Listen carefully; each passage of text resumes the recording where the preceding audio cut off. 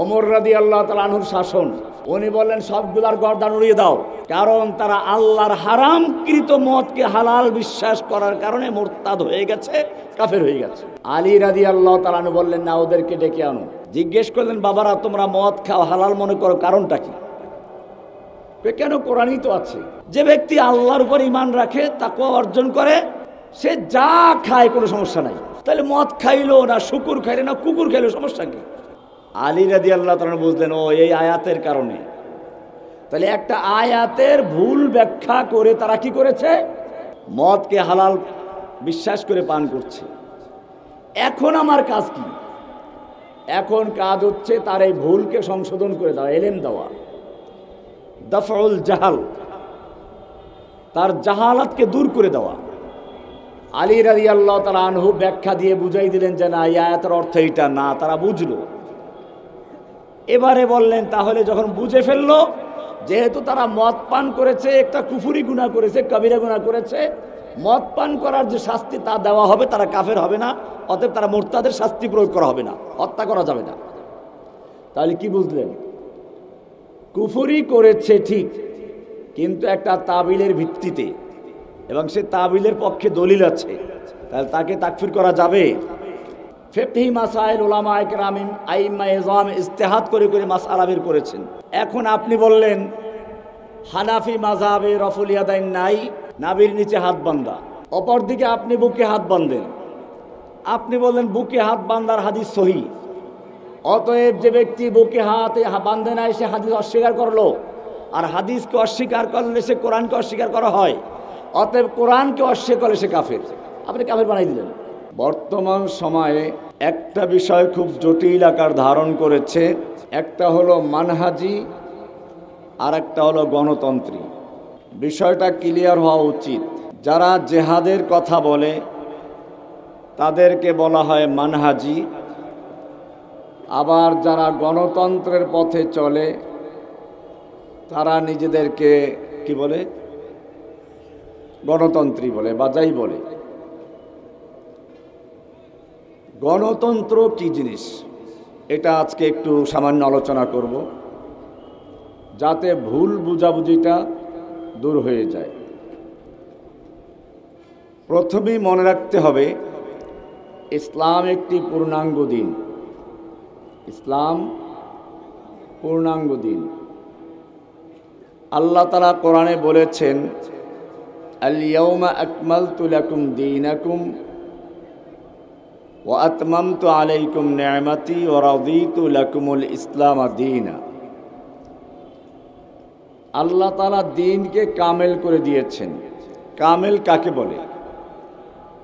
একটা বিল্ডিং পূর্ণ হয়ে গেছে, একজনে একটা স্বর্ণের ইট বা হীরকের ইট নিয়ে আসলো, এটা এক জায়গায় লাগানো সম্ভব হবে? কারণ বিল্ডিং কি হয়ে গেছে? পূর্ণ হয়ে গেছে। আপনি বললেন যে একটা ইটের মূল্য অনেক বেশি, পুরা বিল্ডিংয়ের যে মূল্য তার চেয়ে অনেক বেশি, একটু লাগান যাবে?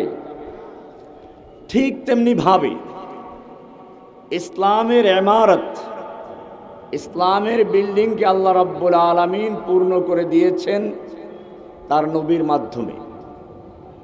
কোরআনে ইরশাদ হয়েছে আল ইয়াউমা আকমালতু লাকুম দীনাকুম, আজকে আমি তোমাদের জন্য তোমাদের দ্বীনকে মোকাম্মাল করে দিলাম, পরিপূর্ণ করে দিলাম।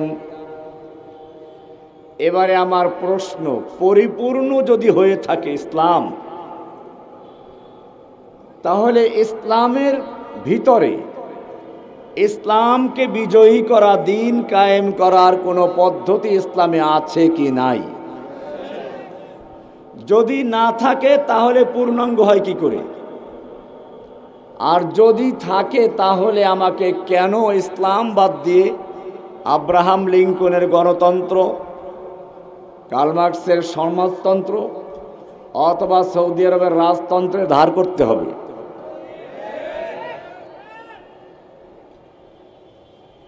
কোরআন পরিষ্কার বলছে, আল্লাহর নবীকে বলা হচ্ছে ওয়াইন তুতি আকসারা মান ফিল আরদ, হে নবী, যদি আপনি পৃথিবীর সংখ্যাগরিষ্ঠ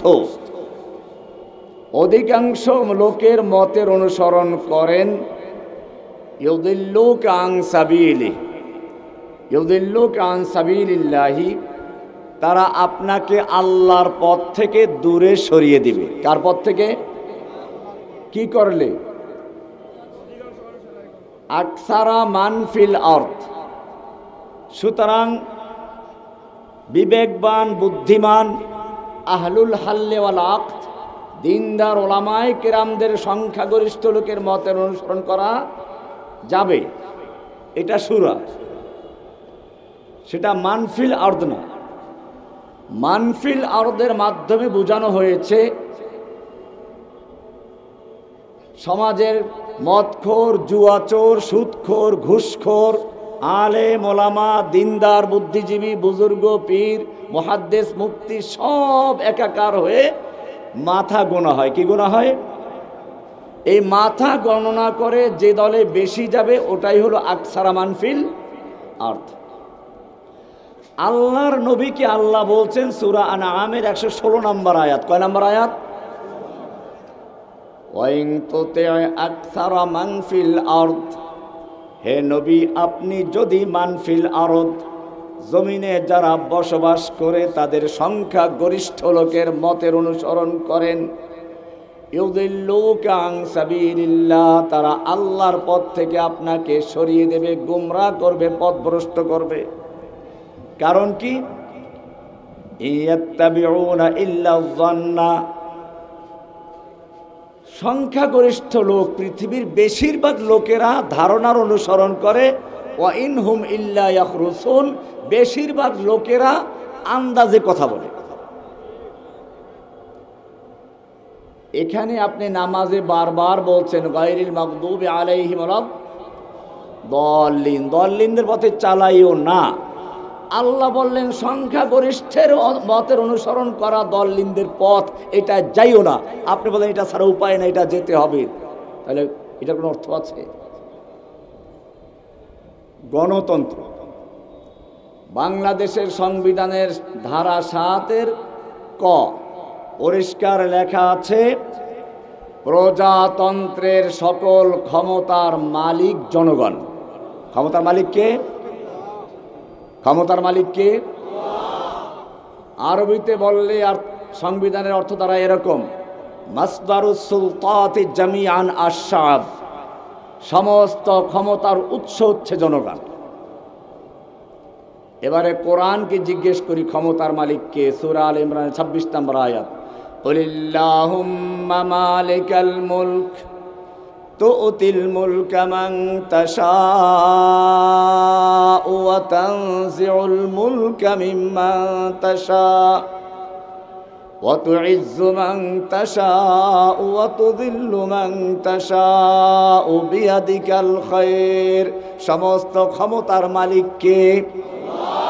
তাবারাকাল্লাযী বিয়াদিহিল মুলকু ওয়া হুয়া আলা কুল্লি শাইইন কাদির। সমস্ত ক্ষমতার মালিক কে? কোরআন বলে সমস্ত ক্ষমতার মালিক আল্লাহ। গণতন্ত্র বলে সমস্ত ক্ষমতার মালিক কে? এবারে বলুন, ক্ষমতার মালিকের যে হুকুম ওটার নাম হচ্ছে আইন। ওটার নাম কি?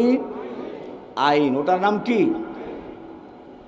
যখন সমস্ত ক্ষমতার মালিক আল্লাহ, আইন দেওয়ার মালিক কে?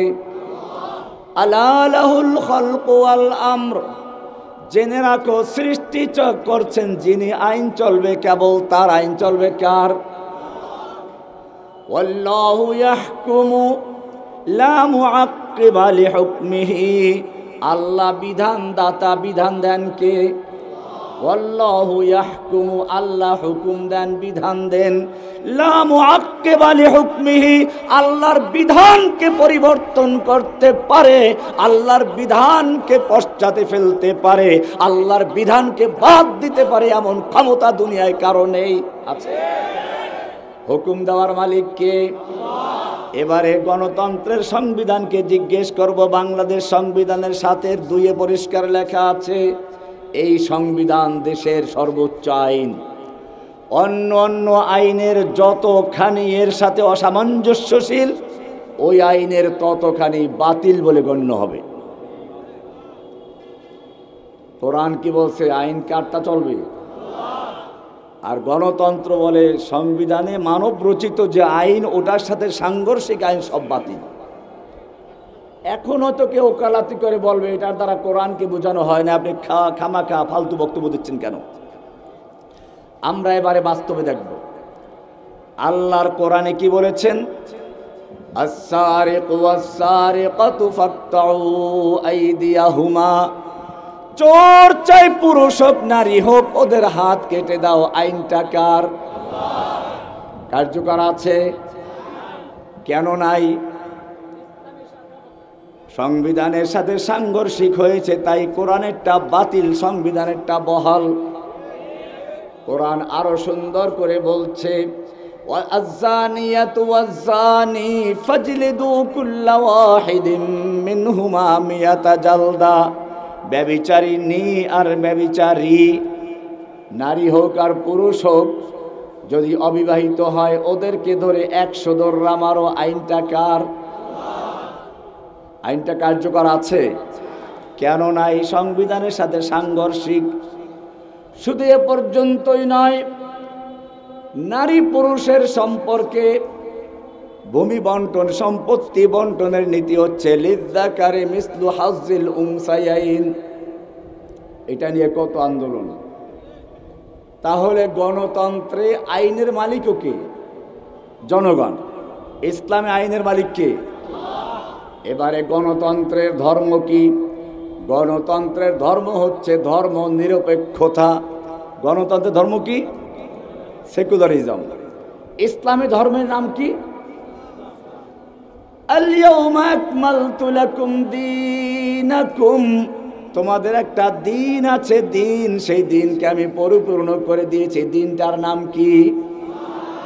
ইন্নাদ-দীনা ইনদাল্লাহিল ইসলাম, নিশ্চয়ই আল্লাহর কাছে মনোনীত, আল্লাহর কাছে গ্রহণযোগ্য দিনের একমাত্র নাম, দিন হচ্ছে কি?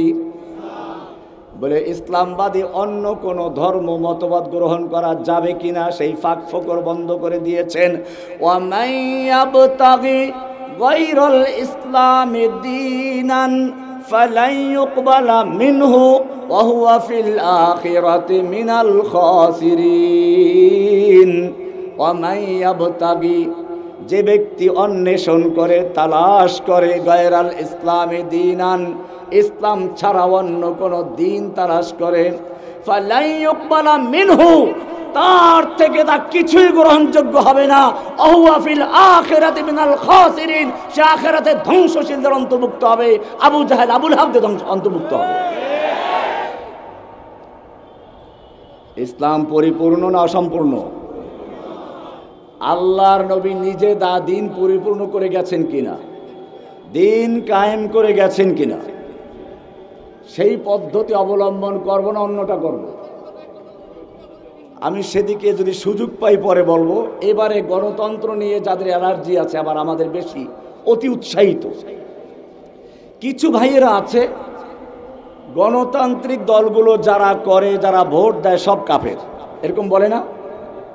কিছু লোকে বলে, সবাই বলে না। ওই কিছু লোকে যেটা বলে ওটার দায় দায়িত্ব চাপে এসে আমাদের মাথায়। অথচ আমার লেখা বই যা জেলখানায় যাওয়ার আগে লিখেছে, কেউ হয়তো বলতে পারে এখন ভুল পাল্টে গেছে। না না ভাই, একটু পাল্টে নেই। জেলে যাওয়ার আগে আমার বই আছে দিন কায়েমের সঠিক পথ, কিতাবুল আকাইদ। গণতন্ত্রের চ্যাপ্টার খুলে দেখো, পরিষ্কার লেখা আছে গণতন্ত্রের জন্য কাউকে তাকফির করা যাবে না। কি করা যাবে না? কেন করা যাবে না সেটা এখন ক্লিয়ার করে দিচ্ছি। সুতরাং যারা আমাদেরকে ভালোবাসো, যারা ইসলামের কাজ করো, মনে রাখতে হবে দাওয়াতের কাজ, দাওয়াত হয় নরমভাবে। কিভাবে? তাকফির করে অথবা পটকাবাজি করে দাওয়াত হয় না। দাওয়াত এবং জিহাদ ভিন্ন। দাওয়াতের ভাষা হচ্ছে নরম। মূসা এবং হারুনের মতো দুইজন বড় নবীকে পাঠাচ্ছেন ফেরাউনের মতো একজন স্বঘোষিত ইলাহ দাবি রব দাবিকারী কাফেরের কাছে। সেখানেও আল্লাহ বলছেন, কি বলছেন? ইযহাবা ইলা ফিরাউন ইন্নাহু তাগা। ও মূসা এবং হারুন, তোমরা দুজন ফেরাউনের কাছে যাও, সে সীমা অতিক্রম করেছে। বান্দার সীমা হচ্ছে আবদিয়ত, আল্লাহর সীমা হচ্ছে উলুহিয়ত। বান্দা যখন তার সীমা অতিক্রম করে আল্লাহর জায়গায় বসে, আল্লাহর আসন গ্রহণ করে, তাকে বলা হয় তাগুত। কি বলে? ইযহাবা ইলা ফিরাউন, তোমরা দুজন ফেরাউনের কাছে যাও। ইন্নাহু তাগা, ফেরাউন তাগা করেছে, সীমা অতিক্রম করেছে। ফাকুলা লাহু কাওলান লাইয়িনা, তোমরা দুজন গিয়ে ফেরাউনের সাথে নম্রভাবে কথা বলো। কিভাবে কথা বলো? না বলে এই কাফের বলতে বলছে নাকি? আপনাকে তা তো কোরআনই আছে, কুল ইয়া আইয়ুহাল কাফিরুন। ওইটা দাওয়াতের বিষয় না, ওইটা অন্য একটা বিষয়। তাহলে দাওয়াতের ভাষা হচ্ছে নম্র। জিহাদ করতে গেলে কিছু শর্ত সারাইতের ব্যাপার আছে। আজকে আর সে আলোচনা, এমনি বৃষ্টি শুরু হয়ে যাচ্ছে, আপনারা দীর্ঘক্ষণ বসে আছেন, মাঠ অর্ধেক ফাঁকা অলরেডি হয়ে গেছে। শেষ পর্যন্ত হয়তো মাই করা থাকবে কিনা।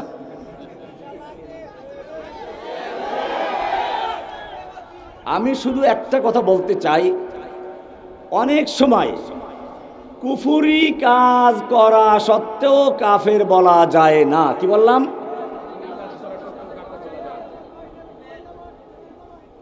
কুফরি কাজ করা সত্ত্বেও কাফের বলা। আপনার পকেটে পয়সা আছে, 5 টাকা 10 টাকা নোট আছে, পয়সা আছে না? কিন্তু আপনাকে সমাজে পয়সাওয়ালা বলবে কেন? বলবে না, পয়সা তো আছে। আপনি পকেটে 10 টাকা নিয়ে নাড়াচাড়া করছেন আর বলছেন আমি পয়সাওয়ালা, পয়সাওয়ালা, টাকাওয়ালা। আপনাকে কি সমাজের লোকেরা টাকাওয়ালা বলবে? টাকাওয়ালা হইতে হলে নির্দিষ্ট পরিমাণ টাকা থাকতে হয়। বর্তমান বাজারে 1 কোটি টাকার নিচে থাকলে তাকে টাকাওয়ালা বলে না। কুফরি করার মধ্যেও কিছু বিষয় আছে।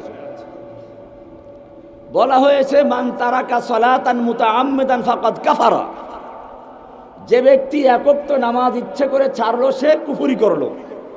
এখন একক্ত নামাজ একজন ইচ্ছে করেই পড়ে নাই, আপনাদের কাফের বলবেন? কেন বলবেন না? শুধু কুফরি করেছে, কুফরি করেছে, কিন্তু কুফরি করলেই সে কাফের হয় নাই। হ্যাঁ, যদি এরকম নামাজ তরক করতে থাকে, কুফরি জমা করতে থাকে, 5 টাকা 10 টাকা জমা করতে করতে একসময় সে পয়সাওয়ালা হয়ে যায়। ঠিক কুফরি করতে করতে একসময় কি হয়ে যায়? কুফরওয়ালা হয়ে যায়, কাফের হয়ে যায়। এবারে আসুন, কুফরি করলেও কেন কাফের হয় না অনেক ক্ষেত্রে? এই জন্য 2টা জিনিস দরকার, লাওয়াজেমে তাকফির, মাওয়ানে তাকফির। এগুলো ইলমি বিষয়ে আলোচনা করতে গেলে অনেক কঠিন বিষয়, কারণ আপনারা তো মুফতি সব হয়ে গেছেন। আমরা একটা কথা বললে আপনারা অ্যাডভান্স করে সব তাকফির করা শুরু করে দেন। ভালো করে বুঝুন, বুঝলে বুঝবেন, না বুঝলে ফতোয়া দেবেন না। 4টা জিনিস আছে এরকম মৌলিকভাবে কুফরি করা সত্ত্বেও ওই 4টার কোনো একটা পাওয়া গেলে তাকফির করা যায় না। কয়টা জিনিস? মৌলিক 4টে। কয়টা? 1 নাম্বার, একজনে কুফরি করেছে, তাকে কুফর করতে বাধ্য করা হয়েছে, মুকরাহ, ইকরাহান। এটা কোরআনই বলা আছে, ইল্লা মান উকরিহা ওয়া কলবুহু মুতমাইন্নুম বিল ঈমান। কুফরি কাজ করেছে কারণ তাকে বাধ্য করা হয়েছে, কিন্তু অন্তরে তার ঈমান স্থির আছে। এমন অবস্থায় যদি মুখে কোনো কুফরি কথা বলে বা কোনো কুফরি কাজ করে, তাকে কাফের বলা যাবে না। অথবা কুফরি করেছে কিন্তু কোন একটা তাবিলের কারণে। কি কারণে? মনে করুন, মদ হারাম হওয়ার পরেও একদল লোক মদ পান করা কি করা শুরু করেছে? তারা মদকে হালাল মনে করে পান করা শুরু করেছে। এখন কোরআন তো স্পষ্ট, এমনি কোনো ব্যক্তি মদ খায় কিন্তু জানে হারাম, সে কাফের না। কিন্তু যদি কোনো ব্যক্তি মদ পান করে, মদ পান করা হালাল মনে করে, সে মুসলমান না কাফের? কোনো হারামকে যদি কেউ হালাল বিশ্বাস করে অথবা হালালকে হারাম বিশ্বাস করে, সে কাফের। সে কি? মান ইস্তাহাল্লা হারামান ফাহুয়া কাফের। এখন মদ পান করছে তারা হালাল বিশ্বাস করে। ওমর রাদিয়াল্লাহু তাআলা আনহুর শাসন, উনি বললেন সবগুলার গর্দান উড়িয়ে দাও, কারণ তারা আল্লাহর হারামকৃত মদকে হালাল বিশ্বাস করার কারণে মুরতাদ হয়ে গেছে, কাফের হয়ে গেছে। আলী রাদিয়াল্লাহু তাআলা আনহু বললেন, না, ওদেরকে ডেকে আনো। জিজ্ঞেস করলেন, বাবারা তোমরা মদ খাও, হালাল মনে করো, কারণটা কি? কেন? কোরআনই তো আছে। খেয়াল করুন, কোরআনই আছে, লাইসা আলাল্লাযীনা আমানু ওয়া আমিলুস সালিহাতি জুনাহুন ফীমা তাইমু ইযা মাত্তাকাউ ওয়া আমানু ওয়া আমিলুস সালিহাত সুম্মা তাকাউ ওয়া আমানু সুম্মা তাকাউ ওয়া আহসানু। যে ব্যক্তি আল্লাহর উপর ঈমান রাখে, তাকওয়া অর্জন করে, সে যা খায় কোনো সমস্যা নাই। সে যা খায়, তাহলে মদ খাইলো না শুকুর খাইলো না কুকুর খাইলো, সমস্যা কি? হালাল। আলী রাদিয়াল্লাহু তাআলা বুঝলেন, ও এই আয়াতের কারণে। তাহলে একটা আয়াতের ভুল ব্যাখ্যা করে তারা কি করেছে? মদকে হালাল বিশ্বাস করে পান করছে। এখন আমার কাজ কি? এখন কাজ হচ্ছে তার এই ভুলকে সংশোধন করে দেওয়া, এলেম দেওয়া, দাফউল জাহাল, তার জাহালাতকে দূর করে দেওয়া। আলী রাদিয়াল্লাহু তাআলা আনহু ব্যাখ্যা দিয়ে বুঝাই দিলেন যে না, এই আয়াতের অর্থ এইটা না। তারা বুঝলো। এবারে বললেন, তাহলে যখন বুঝে ফেললো, যেহেতু তারা মদ পান করেছে, একটা কুফরি গুনাহ করেছে, কবিরা গুনাহ করেছে, মদ পান করার যে শাস্তি তা দেওয়া হবে, তারা কাফের হবে না, অতএব তারা মুরতাদের শাস্তি প্রয়োগ করা হবে না, হত্যা করা যাবে না। তাহলে কি বুঝলেন? কুফরি করেছে ঠিক, কিন্তু একটা তাবিলের ভিত্তিতে, এবং সে তাবিলের পক্ষে দলিল আছে, তাহলে তাকে তাকফির করা যাবে। 3 নাম্বার, মুজতাহাদ ফি, এই যে ইজতিহাদি কোনো বিষয়, ফিকহি মাসাইল উলামায়ে কেরাম আইম্মা ইজম ইজতিহাদ করে করে মাসআলা বের করেছেন। এখন আপনি বললেন হানাফি মাযহাবে রফুল ইয়াদাইন নাই, নাভির নিচে হাত বাঁধা। অপরদিকে আপনি বুকে হাত বাঁধেন, আপনি বললেন বুকে হাত বাঁধার হাদিস সহিহ, অতএব যে ব্যক্তি বুকে হাত বাঁধে নাই সে হাদিস অস্বীকার করলো, আর হাদিসকে অস্বীকার করলে সে কোরআনকে অস্বীকার করা হয়, অতএব কোরআনকে অস্বীকার করলে সে কাফের। আপনি কাফের বানাই দিলেন। অথচ চিন্তা করলেন না, হানাফি মাযহাবে যারা নাভির নিচে হাত বাঁধে তাদের পক্ষেও হাদিস আছে। কি আছে? আবু দাউদ শরীফ খুলুন, সেখানে স্পষ্ট হাদিসে 2টা হাদিস আছে, নাভির নিচে হাত বাঁধার 2টা হাদিস আছে, তাহতা সূরা স্পষ্ট উল্লেখ করা আছে। বলবেন যে ওইখানে তো লেখা আছে ইমাম বুখারীকে তিনি প্রশ্ন করেছেন হাদিস সম্পর্কে, ইমাম বুখারী হাদিসটাকে যঈফ বলেছেন। ঠিক আছে, ইমাম বুখারী যঈফ বলেছেন, এই কারণে আপনি এই হাদিসটা বাদ দিয়ে কি করলেন? বুকেরটা গ্রহণ করলেন। ইমাম বুখারীর ওস্তাদরা পর্যন্ত, আলী ইবনুল মাদিনী সহ আরো তো অনেক হাদিসের ওস্তাদ আছে, তারা আবার ওই হাদিসকে সহিহ বলেছেন। কোনটাকে? নাভির নিচে হাত বাঁধাকে। তাহলে এখন আপনি ইমাম বুখারীর ফতোয়া অনুযায়ী মানলেন ওই হাদিসটা যঈফ, ওটা আমল করলেন না, করলেন বুকেরটা। কিন্তু যারা নাভির নিচে হাত বাঁধে তারা বুকেরটা না নিয়ে নিলেন কোনটা? নাভির নিচের হাদিসটা, ওটাও হাদিস। ওনারা অন্য ইমামের মতামত গ্রহণ করেছেন। তাহলে আপনি যেমন এক ইমামের মত অনুযায়ী হাদিস অনুসরণ করছেন, হানাফিরাও আর এক ইমামের মত অনুযায়ী হাদিসের অনুসরণ করছেন। আপনি যেমন হাদিস মানার কারণে আহলুল হাদিস, হানাফিরাও হাদিস মানার কারণে আহলুল হাদিস। ব্যাপারটা পরিষ্কার। হাদিস খেলে আপনি একা মানেন না, এটা মনে রাখতে হবে। আমি আহাদুল হাদিসদের ব্যাপারে নমনীয়, আমার বইতেও লেখা আছে, কেতাবুদ দাওয়া একটা বই আছে আমার, সেখানে পরিষ্কার উল্লেখ করা আছে যে আহাদুল হাদিসদের ব্যাপারে আমি মুতাসাহিল, নমনীয়। এই কারণে অনেক আহলে হাদিস আমার সাথে ঘুরে ফেরে, আর আমাকে অনেক মনে করে আমিও আহলে হাদিস।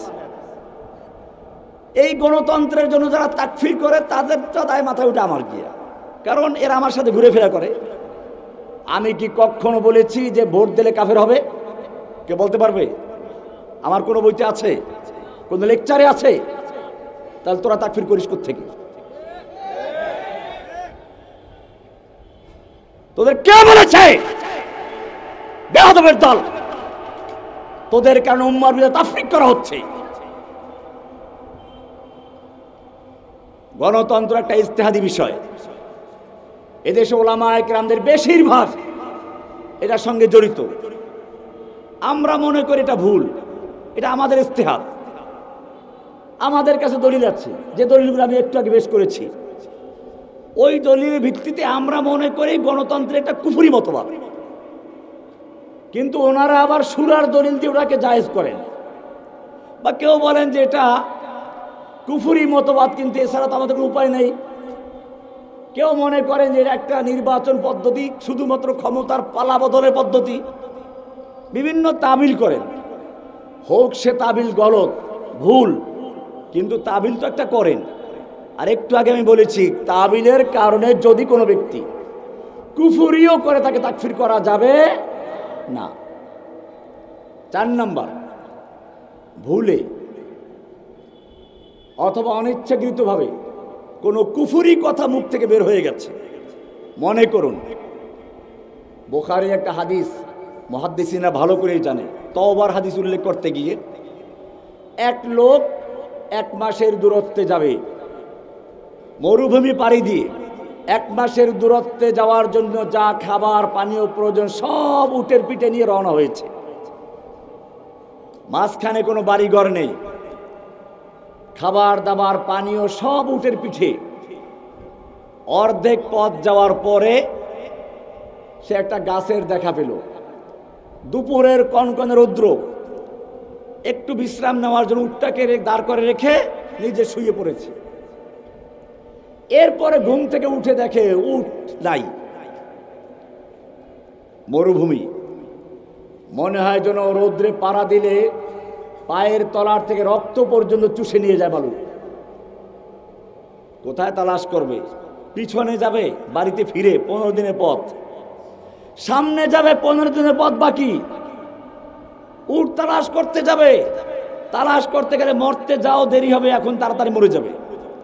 লোকটা অনুপায় হয়ে আবার হাদিসে আসছে, গাছতলায় এসে ডান হাতের নিচে গালটা দিয়ে শুয়ে পড়েছে আর মৃত্যুর জন্য প্রহর গুনছে, অপেক্ষা করছে। একবার চোখ খুলে একবার বন্ধ করে, একটু পরে চোখ খুলে দেখে মাশাআল্লাহ তার সেই হারানো উট তার সামনে হাজির, এবং তার খাবার পানীয় সব তার পিঠে বহাল তবিয়তে আছে। লোকটা কত খুশি হবে? লোকটা কত খুশি হবে ওইটা বলতে গিয়ে আল্লাহ রাসূল সাল্লাল্লাহু আলাইহি ওয়াসাল্লাম বলেছেন যে লোকটা খুশিতে আত্মহারা হয়ে বলে উঠল, আল্লাহুম্মা আনতা রব্বি ওয়া আনা, আল্লাহুম্মা আনতা আবদি ওয়া আনা রব্বু। হে আল্লাহ, তুমি আমার গোলাম, আমি তোমার রব। কি বলছে? কি বলছে বলেন? আল্লাহ তুমি আমার গোলাম, কাকে বলছে? আমি তোমার রব। একদিকে রব দাবি করলো, এতে সে কাফের হয়ে যায়। আর একদিকে সে আল্লাহকে তার গোলাম বানিয়ে ফেলছে। কয় কাফের হলো? ডবল কাফের। এরপরও সে কাফের। আল্লাহর রাসূল সাল্লাল্লাহু আলাইহি ওয়াসাল্লাম বলছেন, সে এই কথাটা বলেছে লিশিদ্দাতিল ফারহ, অতি আনন্দে সে কথাটা বলে ফেলেছে, বেখেয়ালে। এই জন্য সে কাফের হবে না। কি হবে না? বুখারীর স্পষ্ট হাদিস। এখানে কি পাইলাম? আর একটা উসুল পাওয়া গেল। এগুলো সব উসুলে তাকফির। আমার এর উপর বই আছে, আপনারা তো বই খেলে 1 চ্যাপ্টার পড়েন, একটা পড়েন না। মশা, মাছি, হাদিস আছে মাছি যদি তোমাদের খাবারে পড়ে ওরে চুবাই দাও, কারণ মাছির এক ডানায় থাকে বিষ, ও ওইটা খাবারে ঢুকেই দেয়। আর একটা উঁচু করে রাখে, ওটাই আছে ঔষধ, প্রতিষেধক। তুমি চুবাই দিলে ওইটা আর কোনো ক্ষতি করবে না। আমার বইগুলো তো এরকম দুই রকম বিষয় থাকে। যে বইটা নিয়ে সবচেয়ে বড় তোলপাড় হয়ে গেছে, আমাকে কাঠগড়ায় দাঁড়াতে হয়েছে, শাস্তি ভোগ করতে হয়েছে, বইটার নাম কি? উন্মুক্ত তরবারি। কি নাম? এই উন্মুক্ত তরবারির শুরুতে যেমন আছে কিছু গুরুত্বপূর্ণ বিষয়, শেষে গিয়ে এই উসুলে তাকফির সব আছে। সেখানে দলিল সব আলোচনা করা হয়েছে। কয়জনে পড়েছেন? সুতরাং এই যে কাফের কাফের একে পাইকারি তাকফির আপনাকে ঠিকাদারি দিল কে? তুমি কয়টা কিতাব পড়েছো? যারা দাওয়াতি কাজ করো, আমাদের ভালোবাসো, আমি স্পষ্ট বলতে চাই, তোমাদের কারণে ইসলামের দাওয়াত ক্ষতিগ্রস্ত হচ্ছে। তুমি নিজেও গোমরাহ হচ্ছ, অন্যদেরকেও ক্ষতিগ্রস্ত করছো, তাফরীক করছো উম্মার ভিতরে। এই জন্য মনে রাখতে হবে, আমি আমার সাধারণ শিক্ষিত ভাইদেরকে বলবো, তোমরা দাওয়াত দাও। কিসের দাওয়াত দাও? তাওহীদের দাওয়াত দাও। কিসের দাওয়াত? তাওহীদ কি জিনিস?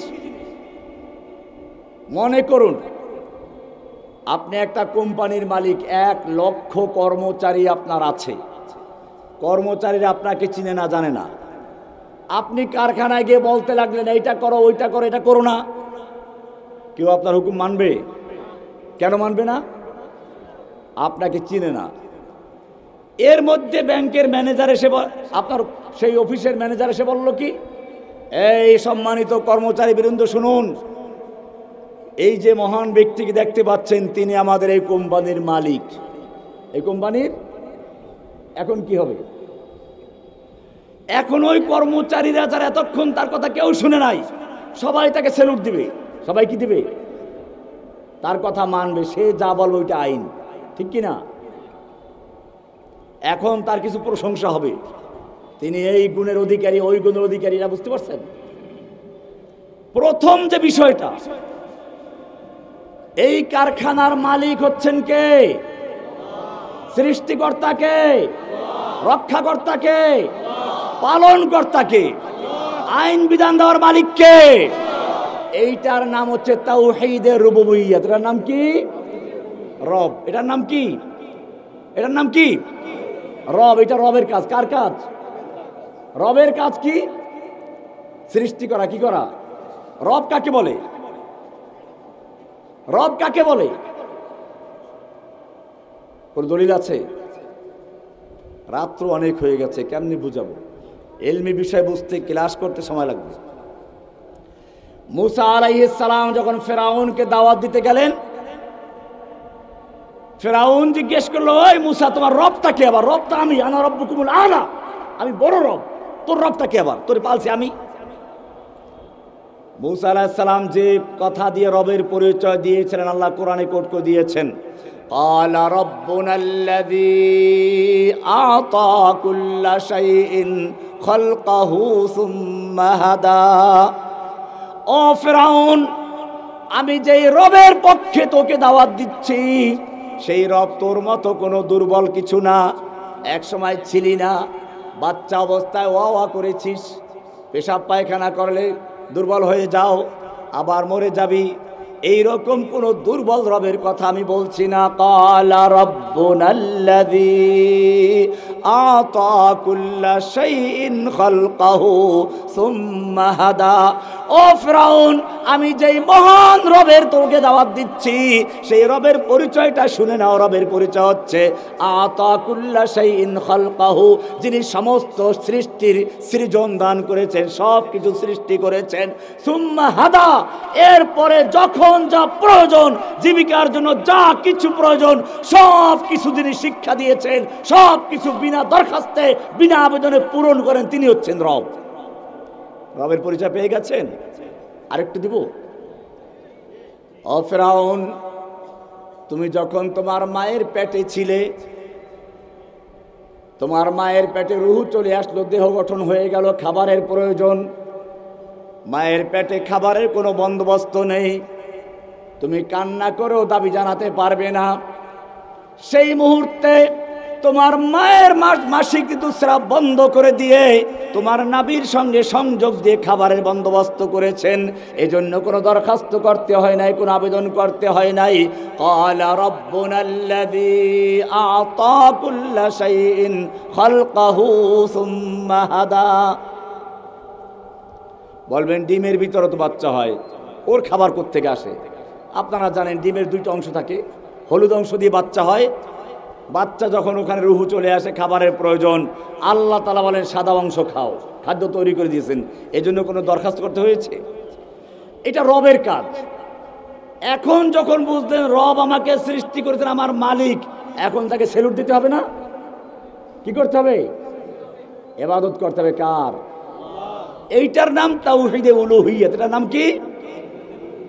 তাওহীদে উলুহিয়্যা। ইলাহ,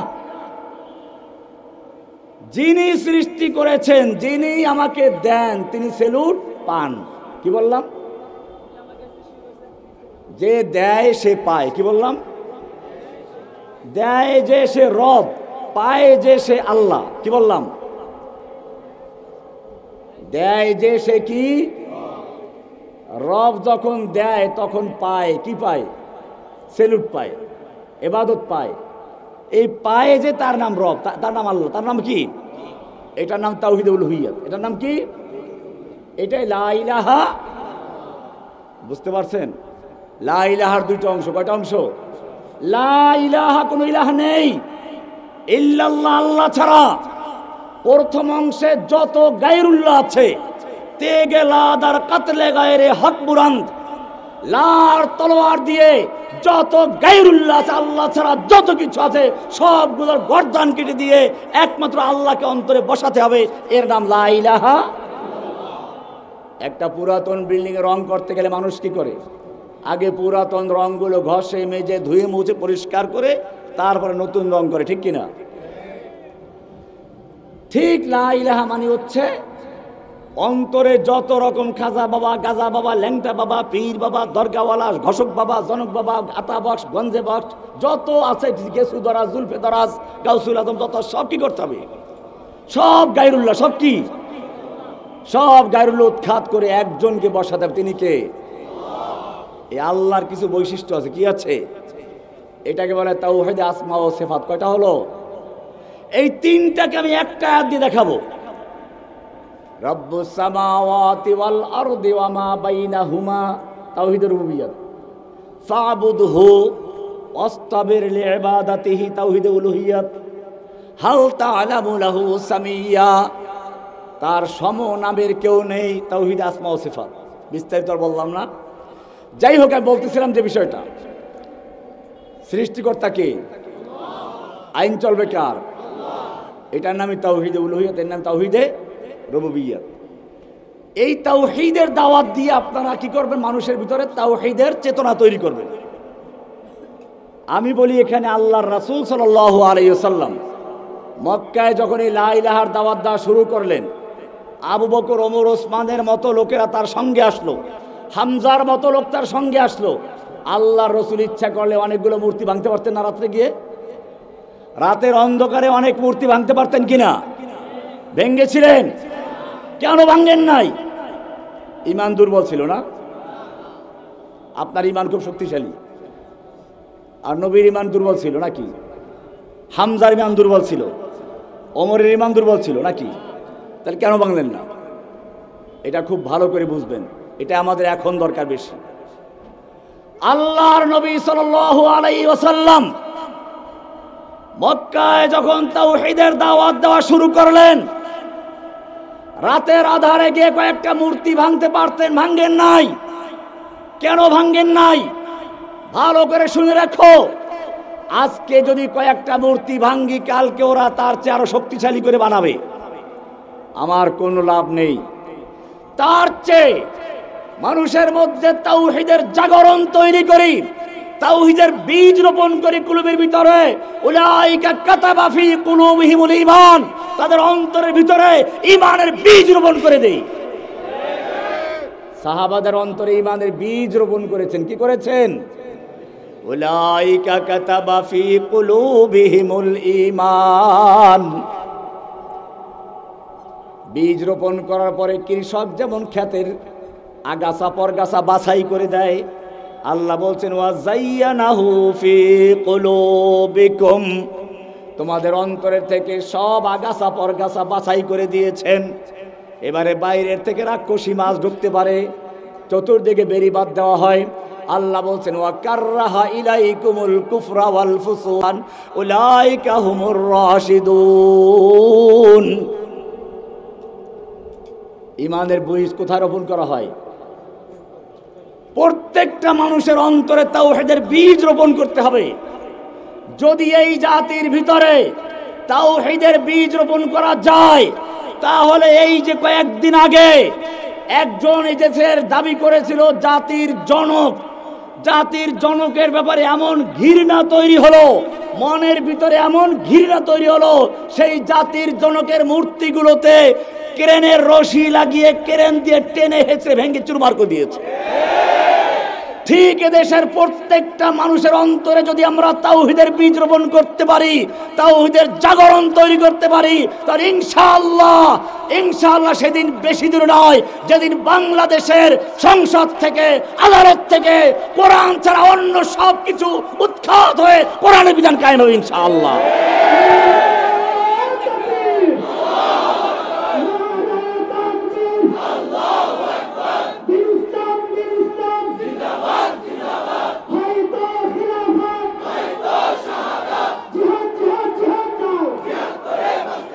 এত রাত্রে স্লোগান দরকার নেই, ঠান্ডা সব ঠান্ডা হয়ে গেছে, আমিও ঠান্ডা হয়ে গেছি, এমনি ডায়াবেটিস রোগী। আরেকটা আমি কথা বলে দেই, আমাকে অনেকে দাওয়াত দিতে চান, দাওয়াত নেই না কেন জানেন? এই যে আধা ঘন্টা বসে আছি, পেশাবের চাপে আর বসতে পারছি না, আমি ডায়াবেটিসের রোগী, জেলখানায় তো বুঝতেই পারছেন, আটকাই রাখছে আমাকে এক জায়গায়। এরপরে অপারেশন হয়েছে, আরও একটা হবে। না আপনারা যদি আমাকে দাওয়াত দিয়ে নিয়ে কষ্ট দেন, তাই কয়েকদিন আমি বলবো দাওয়াত দরকার নেই আর। আমাকে যদি কেউ দাওয়াত দেন, টাইম বলবে যে এই টাইমে আপনি যাবেন স্টেজে, ঠিক ওই টাইমে যাবে। আমি এই জন্য বাসে উঠতে পারি না, পেশাবের চাপ পরে বাসে থামাইবে আমার জন্য। কিছু বিষয় বুঝতে হবে, একটা মাজুর রোগী আর কষ্ট দিলে তো কাজ হবে না। এতক্ষণ আমার বসতে খুব, এখন কথা বলতে গিয়ে পেশাবটা শুকিয়ে গেছে আসলে, বাস্তব যেটা। তো যাই হোক, আমি আর আলোচনা করছি না, আজকে শুধু কয়েকটা কথা বললাম। আপনারা দাওয়াতের কাজ করেন, কোরআনে ওই আয়াত নেই কুল হাযিহি সাবিলি আদউ, দাওয়াত দেব কার দিকে? ইলাল্লাহি আলা বাসীরা, জেনে বুঝে। কি করে? না বুঝে, জেনে বুঝে ইলম অর্জন করেন। যতটুকু দাওয়াত দিবেন বুঝে শুনে দাওয়াত দিবেন, আন্দাজে তাকফির করা কোনো প্রয়োজন নেই। আমরা কোরআন এবং সুন্নাহর দিকে মানুষকে আহ্বান করব। আমাদের সমালোচনা যেই করুক আমরা তার জবাব দেব না। কি করব না? সমালোচনার জবাব দেব না। জবাব দেবো অনেক সময় লাগে, জবাব দেবো কেন? কাজ করে দেন, কাজের নাম ইসমে আজম। কাজের নাম কি? কাজ করে যাবেন, দেখবেন ইনশাআল্লাহ আপনি এগিয়ে যাবেন। আপনার সমালোচকরা আপনার সাথে পারবে না। ওয়ালাকাদ আমুরু আলাল লাইমি ইয়াসুবুনি ফামাদাইতু সাম্মা ওয়া কুলতু লা ইয়ানিনি।